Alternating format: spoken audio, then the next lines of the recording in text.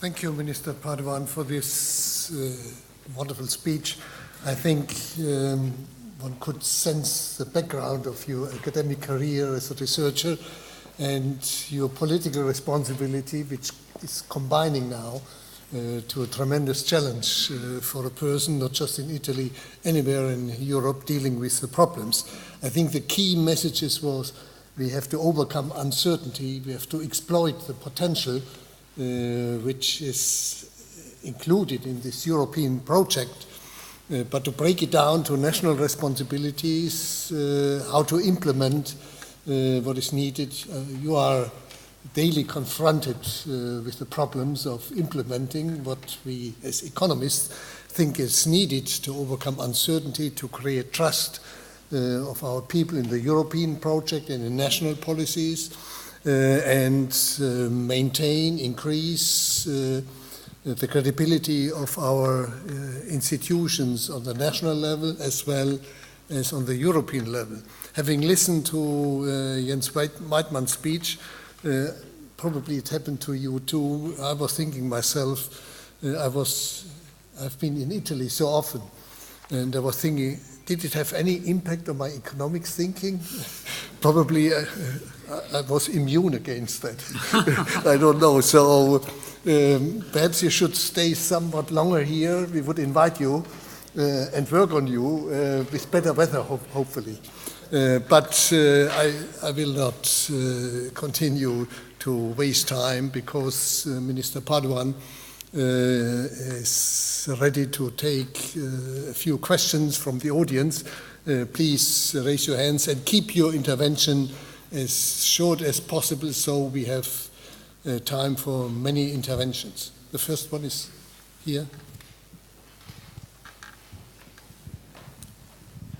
Claire Jones, Financial Times. Mr. Padoan, you mentioned referenda several times in your speech. Would it be possible for you to spell out what you think the economic impact of a no vote in December would be on the Italian and indeed the Eurozone economy?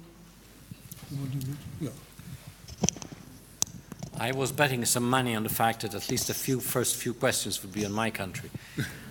But as Otmar kindly reminded me, maybe I should absorb more German economic culture to provide an answer. I can tell you what will happen with a yes vote, which I think will prevail. This will further boost the reform effort for two reasons, two broad reasons. One, because the reform itself is a great boost to institutional simplification, elimination of conflicts, administrative conflicts between, for instance, the regions and the central government, simplification of the legislation process and so forth. So this will accelerate any reform which will be introduced in the country after the new constitutional framework. But the second point is about confidence. It's about, to quote myself, if I may, it's about reducing policy uncertainty. We are now feeling in the country, but not just in the country, in many countries in Europe, what policy uncertainty means. It means that there is a freezing wait-and-see attitude and atmosphere for the doomsday. This atmosphere is detrimental, however you take a look at it, for economic activity, because you simply abstain from taking decisions, either investments or consumptions or you name it, which are badly needed and would produce welfare. So I am concerned about this wait-and-see attitude. Of course, it will end up soon. Since your newspaper deals with financial markets on a daily, on hourly base, I would say, minute base, you certainly know better than I do that in financial markets there is this idea that the referendum is the end of the world. Well, it is not. If the unfortunate case is that the no vote prevails, the country will continue to reform, because the country, as reformed, and Jens Weidmann was kind enough to remind a few of the reforms we have implemented, even with the old institutional framework. So this will not by itself decrease the impetus of the government. It will produce a boost in confidence in the country, and hopefully also in financial markets will stop looking with anxiety at this situation. And if I may add that, neglecting the many very important improvements that the country has achieved over the recent past. Thank you. Next question. Here.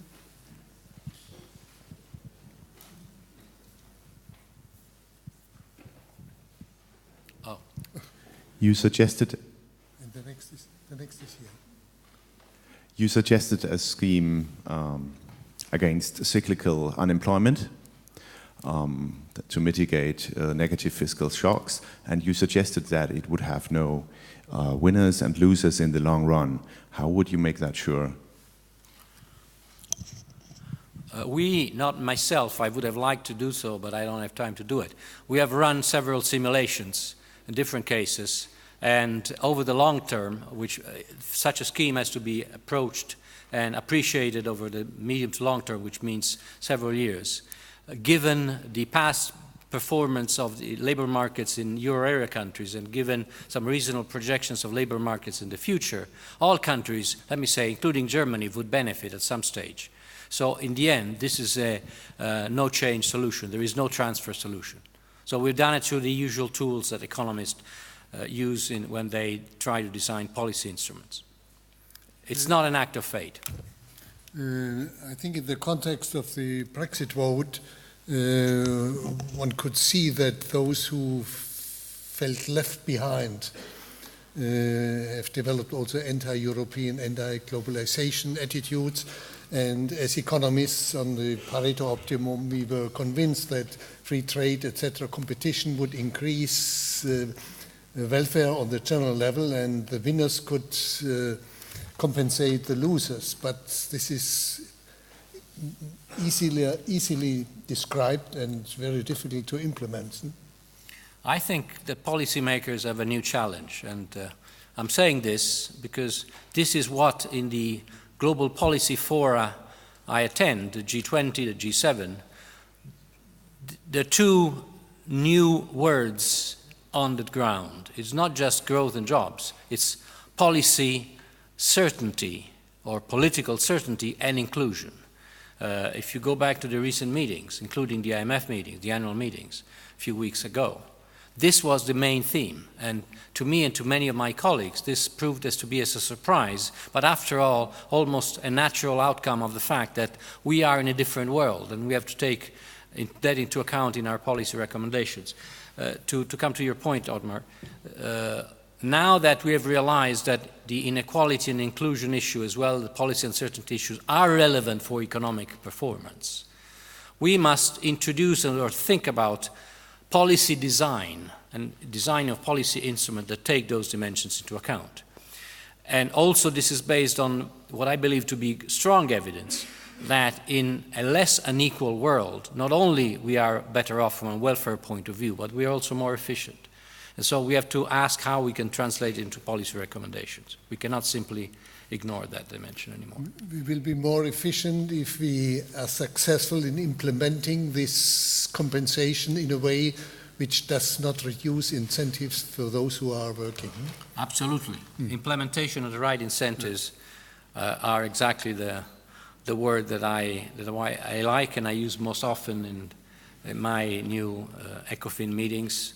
And I can tell you that from that point of view, my feelings with Wolfgang Schäuble, the Minister of Finance of this country, are very similar.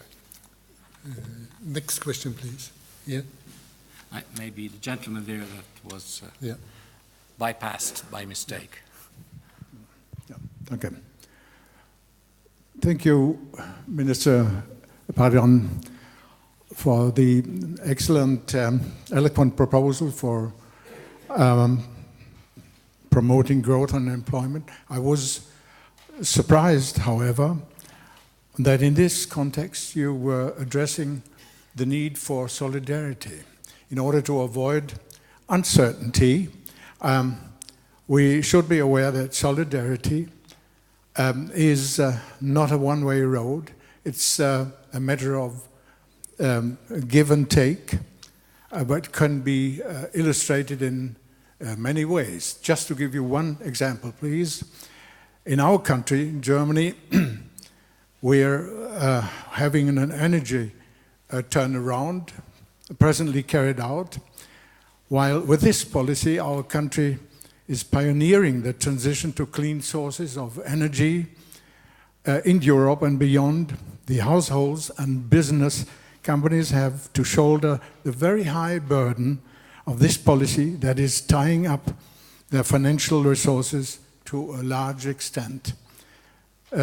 Acting in solidarity is, of course, essential for the good functioning of the European Union. It should, however, not become misused to disregard hard economic facts. And I think you would agree to this conclusion.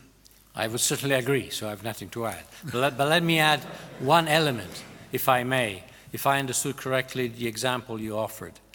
This is about energy and evidently about environment-related issues. This, to me, brings the very obvious idea that solidarity is both intragenerational and intergenerational. So you have to take also the solidarity with future generations into account, preserving public goods that we cherish and we think are fundamental for our children and grandchildren. Carlo, do you have time for one more question? Oh, yes. It's fine. Here.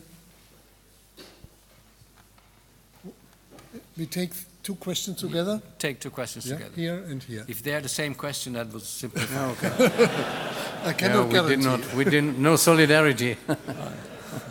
Minister, how do you see the role of the central banks? Our understanding so far always has been that their neutrality in relation to politics is essential for a market-oriented society.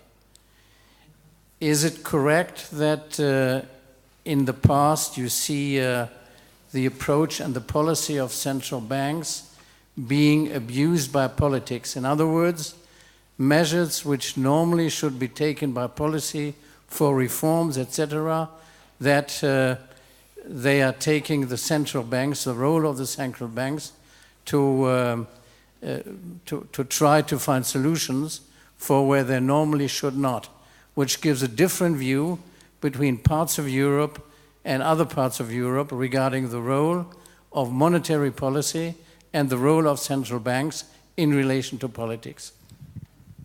Well, thank you. This is a complicated and challenging question, and I hesitate to answer in the presence of Jens Weidmann, but I cannot resist the temptation to answer anyways. Let me start by saying a few words about my career as a researcher. I was very much keen in looking at, in the 1990s, at the process of building up monetary union. And of course, one of the key elements of the debate, sometimes fierce debate, what kind of model should the European Central Bank follow?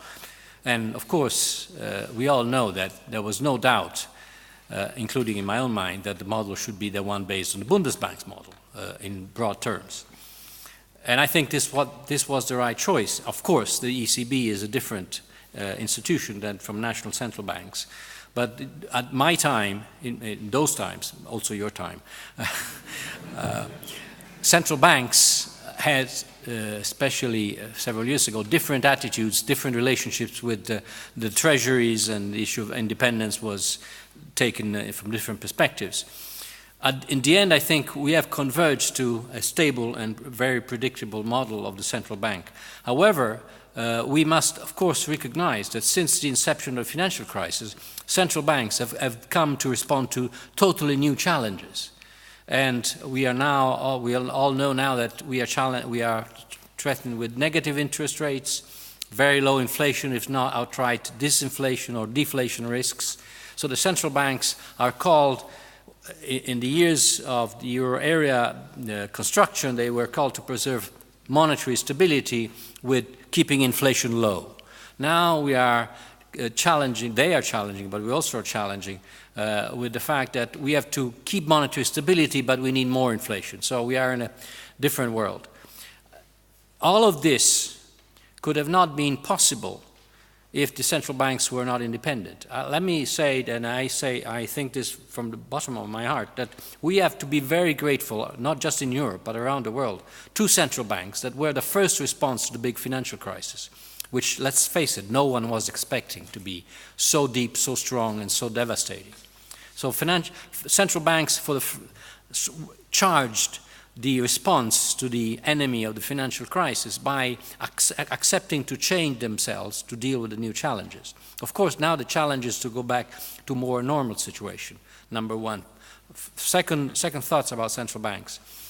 I very much share the view that monetary policy is very important and should continue to provide a contribution to getting to higher growth. But of course, monetary policy by itself will not do the jobs. And it is the responsibility of governments to adopt the appropriate fiscal policy stance and to adopt the appropriate structural reforms so that monetary policy can be more effective. If we do the structural reforms, we help ourselves, but we also help the central banks to do their jobs. So this is a new world, which, however, rests on the roots of the construction of, in the case of Europe, of the Euro Monetary Union, on how the ECB was generated and how it was guided. So thank you to the central banks. May I just continue along these lines? The ECB recently has published in its economic bulletin the result of research which showed how important the institution structural reforms are to create growth, employment, jobs, etc. I must read that paper. Yeah, it's demonstrating there is a high potential in a number of countries, which in combination with very expansionary monetary policy should bring really much higher growth in effect as we see today. So if, to cut it short, you think this buying time, as it is called by the ECB, was used enough to conduct the needed structural reforms? I can speak for my own country. I think that certainly the speed of structural reforms in my country has been hugely accelerated. And I would like to speak on behalf of my government for a second, because this has been a major achievement. Let me give you one example, which is not very much in the policy discussions, but I think it's very important. We have introduced a number of very important banking sector reforms, which are structural, including a reform of the Popolari banks, which have been forced above a given dimension to transform themselves into joint stock companies, and therefore foster, although of course not impose, a M&A, a merger process, which has now very recently produced its first very important results. Two former Popolari banks have merged in Milan to generate the third largest Italian bank. And this has immediately generated an upgrade in a rating from rating agencies. So this is just one example of the fact that reforms have been implemented. Why am I saying this? Because that same reform has been sitting on a shelf of Italian policymakers for 20 years. This was not a new idea, it was an old idea, but no one implemented it. So the need for implementation is essential. Again, implementation, implementation, implementation. I'm quoting a good friend of mine. Here.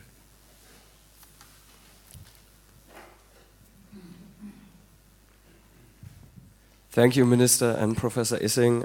I will keep it short. Do you think that Italy will be able to fight the corruption in its system to make federal reforms possible and more effective? The long answer is yes, we're already doing it. We have, Thank you. We have to complete the question for those of you who are not informed. We have introduced an anti-corruption agency which is getting stronger and stronger, whose aim is exactly to check whatever goes by the public sector in terms of contracts, hiring people and so forth. They have to be validated by the anti-corruption. This is just one step. I'm not saying that we've closed, but we are very committed in implementing an anti-corruption strategy, which I agree is a very important problem for Italy, and if I may say so, for other countries as well.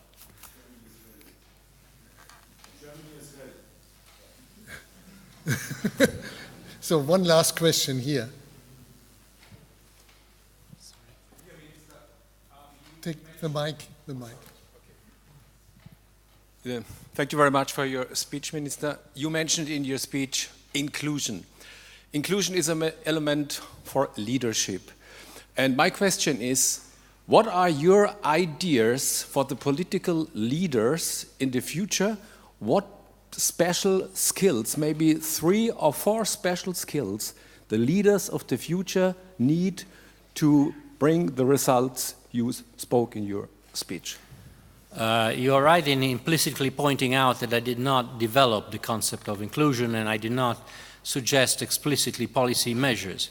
I can, given the time is short, I can just remind ourselves that the 2 master ways to enhance inclusion are to create jobs and skills.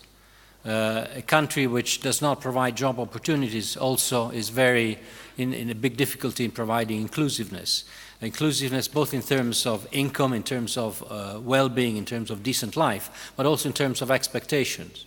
So basically, policies that promote jobs and attract into the labor market the weakest segments are the right policies. Policies that develop the right skills, which is a very, very difficult task. The right skills for the future when they will have to find a job in the labor market. Those are very difficult tasks. So what should political leaders do? They should understand that when they establish their priority list, they should put these items at the top. This is very easily said. It's more difficult to do it because lots of resistance arises immediately whenever a policy project is put on the table. Thank you so much, Carlo. I think some questions are left which we will discuss bilaterally later. Yes.